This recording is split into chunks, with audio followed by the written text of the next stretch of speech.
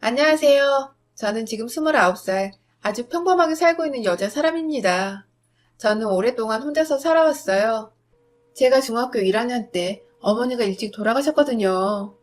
그리고 아버지는 바람을 피던 여자와 엄마가 돌아가시자마자 혼인신고를 하고 집을 나가서 저와는 완전 연이 끊어져 버렸어요. 그래서 저는 엄마와 살던 집에 혼자 남아 중학교 때부터 별별 일을 다 해가며 힘겹게 혼자 살아남았어요. 그런데 어린이 없는 집에서 혼자 살아남는다는 게 정말 너무 어려운 일이더라고요. 항상 제대로 씻지도 먹지도 못해서 몸에서 머리에서 냄새가 났고 빨래를 해본 적이 없어 어떻게 해야 하는지 몰라 교복도 제대로 세탁하지 못해서 저는 많은 사람들에게 피해를 줬습니다. 그래서 전교생에게 왕따를 당하다 결국 자퇴를 하고 저는 돈을 버는 걸 목적으로 이곳저곳에 일을 하기 위해 돌아다녔습니다. 그러다가 저처럼 방황하는 아이들을 만나게 됐어요.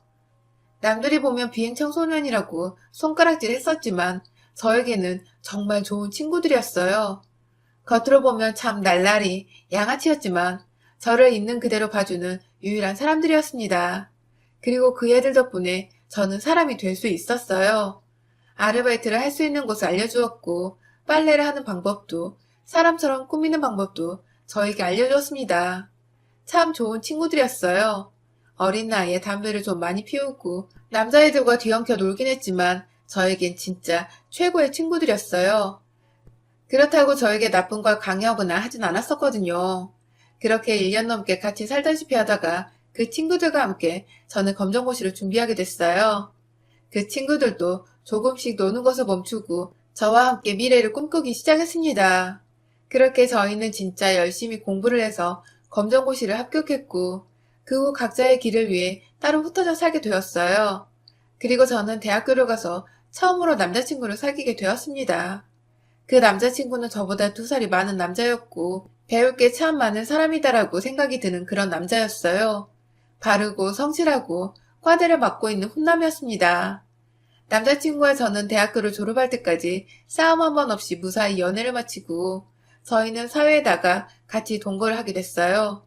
동거를 할 생각은 아니었는데 아무래도 서울 월세가 비싸다 보니 둘이 따로 살 바엔 합치는 게 낫겠다 싶어 같이 살게 됐어요. 처음엔 너무 좋았어요. 신혼부부 같고 참 좋더라고요. 그런데 문제는 남자친구의 어머니였어요.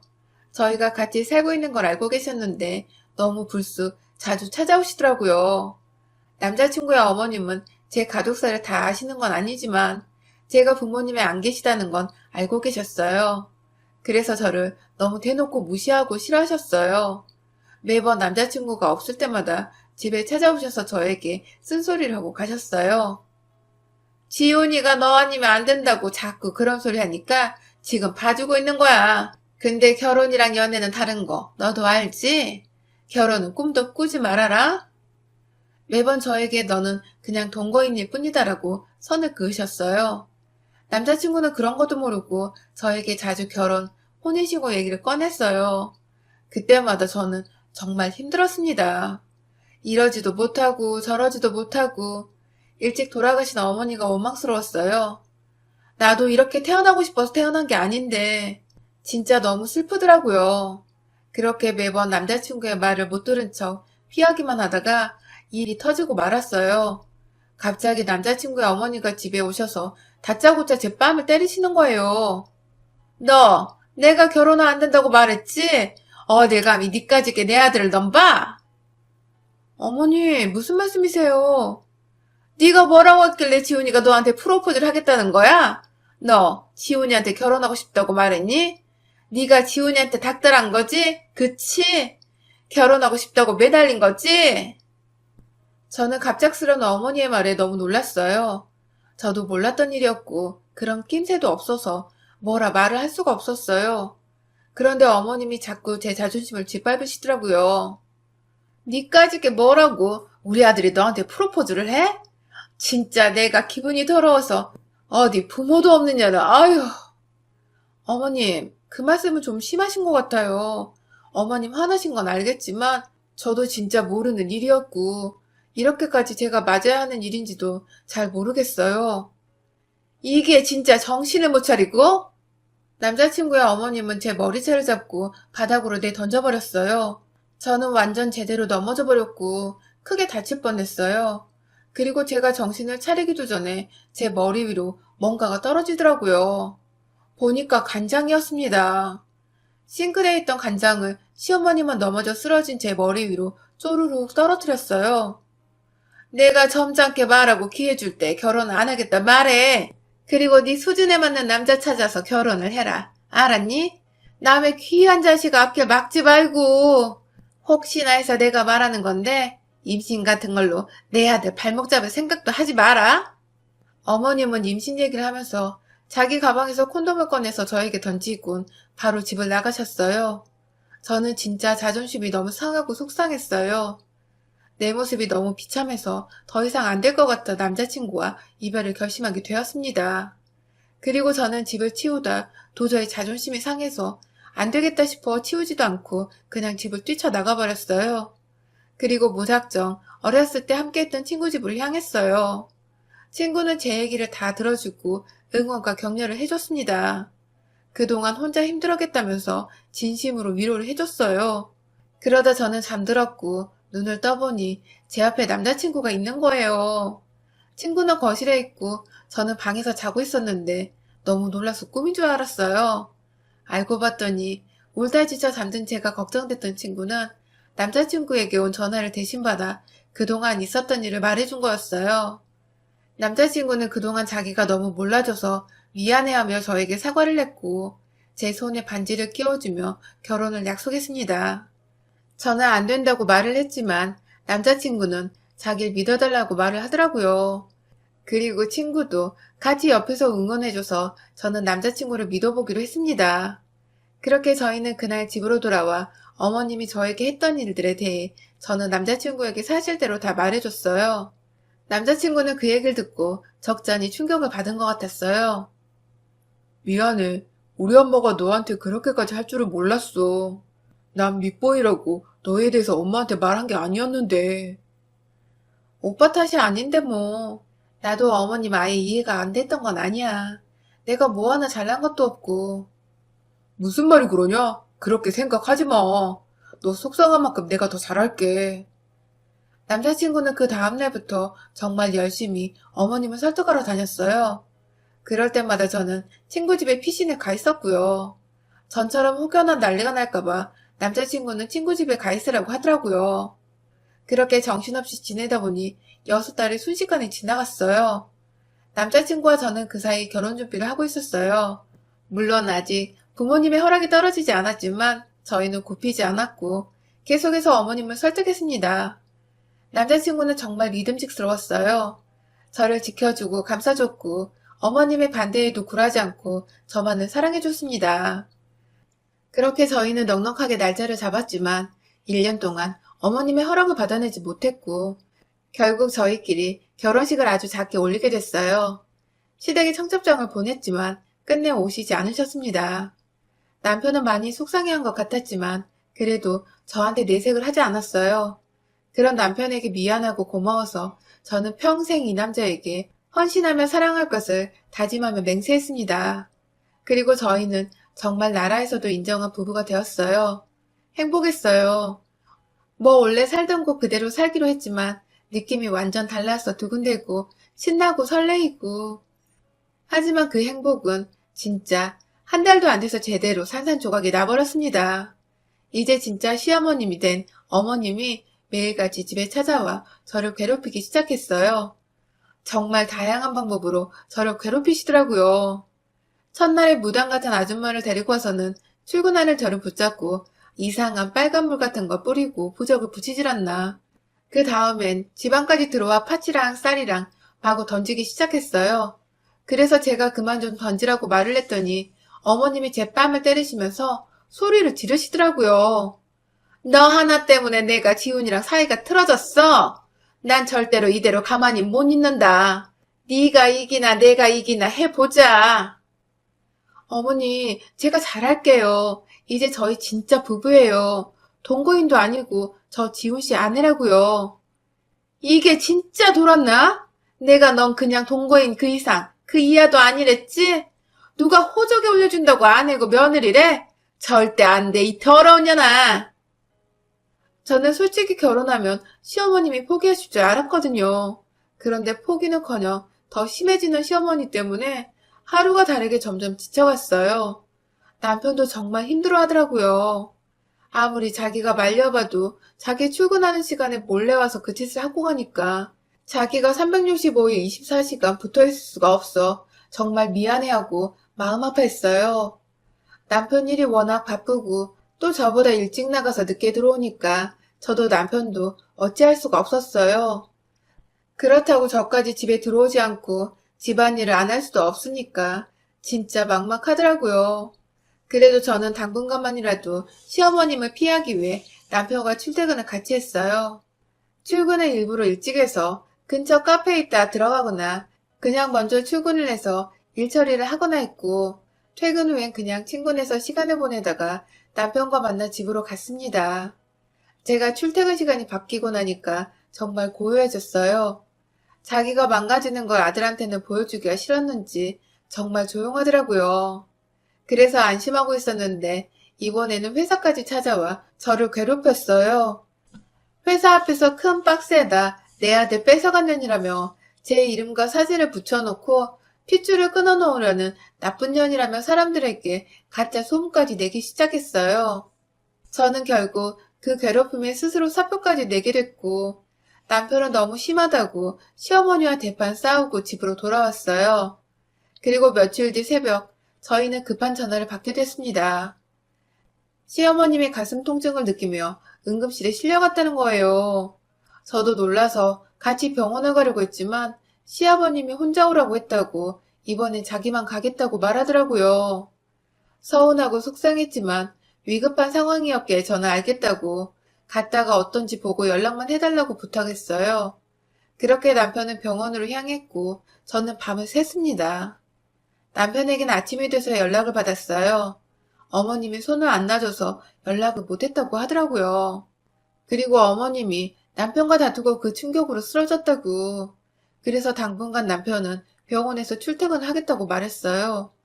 알겠다고 말한 뒤 저는 남편의 짐을 싸서 병원으로 가져다 줬어요. 미안해. 행복하게만 해줘도 모자란데 매일 이렇게 힘들게 해서. 오빠 잘못 아니잖아. 미안하다는 말 이제 그만해도 돼. 충분히 그 마음 알고 있어. 난 항상 고마워. 저희는 서로를 안아주며 위로를 했어요. 그리고 저는 뒤돌아서 가려고 하는데 아버님이 나오셨더라고요. 저희 둘을 붙잡고 이야기를 하셨어요. 너희들 그냥 헤어지면 안 되겠니? 저러다 니네 엄마 죽을까봐 겁난다 나는. 아버지까지 왜 그러세요? 네 엄마가 오죽했으면 저러겠니? 네가 대답해봐라. 너는 이런 꼴 다 보고 굳이 살아야겠니? 네가 아주 집안의 쑥대밭으로 만드는구나. 아버님은 저를 굉장히 미워하고 원망하고 계셨어요. 저는 그 자리에서 계속 죄송하다는 말밖에 할 수가 없었습니다. 남편은 황급히 절 집으로 돌려보냈어요. 그렇게 집으로 돌아왔고 남편은 그 후로 계속 병원에서 출퇴근을 하며 지냈습니다. 그런데 어느 날부턴가 제 주위에 어떤 남자가 어슬렁대기 시작했어요. 같은 아파트 단지에 이사 온 남자였습니다. 그 남자는 자꾸 제가 쓰레기 버리러 나갈 때나 장을 보러 갈 때마다 너무 자주 마주치더라고요. 그렇게 얼굴을 매번 보다 보니 자연스럽게 말을 트게 됐고 저희는 그냥 가벼운 농담을 할 정도로 친해졌습니다.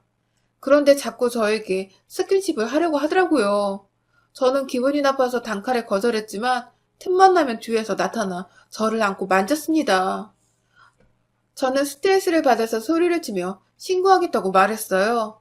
그리고 집으로 돌아왔는데 그날 밤에 남편이 아주 화가 난 얼굴로 집으로 들어오더라고요. 저는 간만에 보는 남편이 너무 반가워서 남편에게 달려갔는데 남편은 저를 밀치며 화를 냈어요. 오빠, 무슨 일 있어? 무슨 일? 네가 그걸 몰라서 묻는 거야? 너 진짜. 난 너랑 살려고 가족까지 다 버렸는데 이렇게 뒤통수를 쳐? 저는 남편에게 좀 알아듣게 설명해달라고 말을 했어요. 그러자 남편이 저에게 사진들을 보여주더라고요. 저는 그걸 보고 진짜 너무 놀랐어요. 제 주위를 얼쩡거리던 남자와 제가 찍힌 사진이 한가득 남편에게 있는 거예요. 저는 너무 놀라 이게 뭐냐고 물었어요. 네가 보고도 몰라? 네가 바람피는 사진이잖아. 무슨 소리야? 이 남자랑 나 아무 사이도 아니야. 그냥 같은 아파트 주민이라는데 자꾸 나한테 찝쩍대더라고. 나도 그래서 계속 거절했어. 그럼 이건 다 뭔데? 남편이 저에게 보내준 사진은 안고 있는 사진과 그 남자가 저에게 뽀뽀를 하고 있는 사진들이었어요. 저는 아니라고 계속 말을 했지만 남편은 제 말을 믿어주질 않았습니다. 그렇게 집을 나가버린 남편은 며칠 동안 돌아오지 않았고 저는 어떻게 해야 될지 몰라 친구에게 도움을 청했어요. 남편은 연락도 안 되고 그 미친놈은 몇 호에 사는지도 모르겠고 요즘에 보이지도 않아. 나 진짜 이게 무슨 일인지 모르겠어. 친구는 제 얘기를 한참 동안 듣다 조심스럽게 말을 꺼냈어요. 나 진짜 이게 말이 안 되는 거 아는데 그래도 미친 소리 하나만 해볼게. 이거 혹시 니네 시어머니 짓은 아니겠지? 왜 자꾸 나는 의심이 드는지 모르겠네. 느낌이 좀 그래. 친구 말을 듣고 보니 저도 좀 이상하더라고요. 타이밍이 너무 딱딱 맞고 뭔가 그냥 수상했어요. 그런데 알아볼 방법이 없으니까 어쩌지 고민을 했는데 친구가 자기만 믿으라며 저를 안심시켰어요. 친구는 다른 친구들을 모아 같이 몇 날 며칠을 남편과 시어머님을 감시했어요. 바쁠 텐데도 친구들은 일주일 정도는 괜찮다면서 일까지 내팽개치고 제 일을 도와줬습니다. 한 3, 4일 정도는 아무런 소식이 없었어요. 그냥 남편은 시댁에서 자고 출근하고 한다는 것밖에 없었습니다. 그리고 시어머님 역시 별다른 건 없었대요. 다만 매일 남편이 출근을 하면 몰래 뒤따라가 회사를 가는 건지 아닌지 그걸 확인하고 돌아가는 모습이 보였다고 해요. 진짜 정성이지 않나요? 혹시라도 저에게 올까봐 그런 것 같았어요. 그러다 일주일째 됐을 때쯤 어떤 남자가 시댁으로 들어왔는데 그게 그 남자였던 거예요. 저한테 들이댔던 놈. 친구들은 그걸 다 사진으로 찍어줬고 저는 시댁으로 달려갔습니다. 그리고 예쁘게 생긴 친구 한 명은 그 남자에게 일부러 접근해서 번호까지 물어본 상태였어요. 그 남자 그것도 모르고 좋아서 제 친구에게 이것저것 먹을 거 사주면서 이야기를 하고 있었어요. 아무튼 친구들이 그 남자를 잡아두고 있을 때쯤 저는 시어머니에게 따져 물었어요. 어머니, 꼭 그런 짓까지 하셨어야 했어요? 또 무슨 지랄이야. 너 얘기 들어보니까 바람 폈다며? 바람이요? 어머니가 다 꾸민 짓이면서 무슨 바람이요. 저 다 알고 온 거거든요. 심지어 증거도 있고 그 남자 정보도 다 알아요. 완전 당황한 시어머니는 끝까지 발뺌을 했어요. 그래서 저는 시어머니의 손을 잡고 일부러 끌고 나갔습니다. 그리고 집 근처에 제 친구와 그 남자가 있는 식당으로 갔어요. 설마 이래도 모른다고 하진 않으시겠죠? 둘이 아는 사이잖아요. 남자랑 시어머님은 아무 말도 못했어요. 그래서 제가 그 자리로 남편을 부르려고 핸드폰을 들었는데 시어머님이 제 전화기를 땅에다 던져버렸어요. 그냥 헤어져. 깔끔하게 헤어지면 너도 이런 억울한 일 당하지 않고 나도 이런 짓 안 해도 되고 얼마나 좋을 거야. 어머니, 나도 이렇게까지 안 하려고 했어. 근데 이건 다 네가 자초한 일이야. 나는 잘못 없다고. 그냥 내가 말했을 때 네가 들었으면 이런 일 없었잖냐. 다 네가 스스로 잘못한 거라고.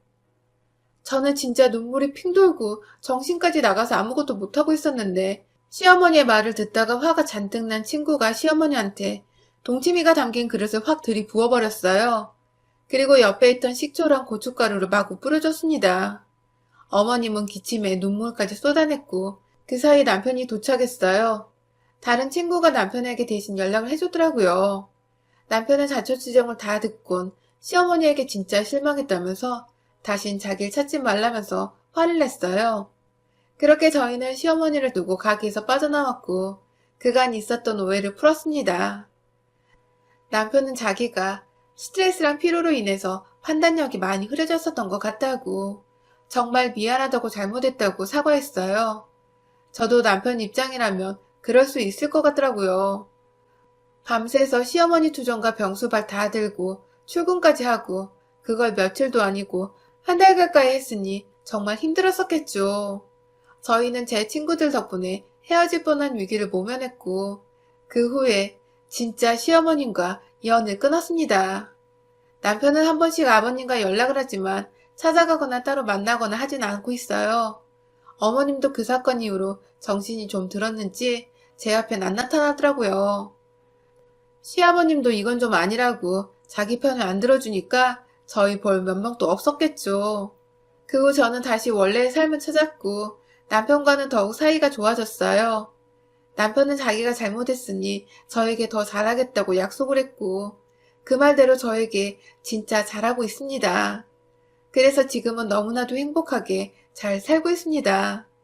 힘든 일들을 그렇게 많이 버텨왔으니까 그만큼, 아니 훨씬 더 앞으로는 행복할 거라 믿고 있어요.